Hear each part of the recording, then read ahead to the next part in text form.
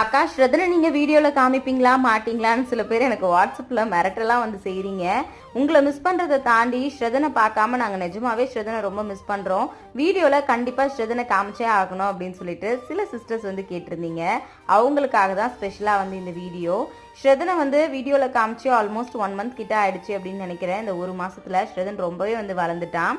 ஸ்ரதனுக்கு வந்து பாத்தீங்கன்னா இப்பெல்லாம் தனியா ஒரு பிளேட் வச்சு அவனுக்கு தேவையான எதுனாலும் ஃப்ரூட்ஸாக இருக்கட்டும், இல்லை டிஃபனாக இருக்கட்டும், லஞ்சாக இருக்கட்டும், எல்லாத்தையுமே தனியாக கொடுத்துட்டோம் அப்படின்னா அவனே தனியாக வந்து சாப்பிட ஆரம்பிச்சிட்டான். அது மட்டும் இல்லை, அவனுக்கு தண்ணி வேணும் அப்படின்னா அவனே வந்து கேட்குறான்.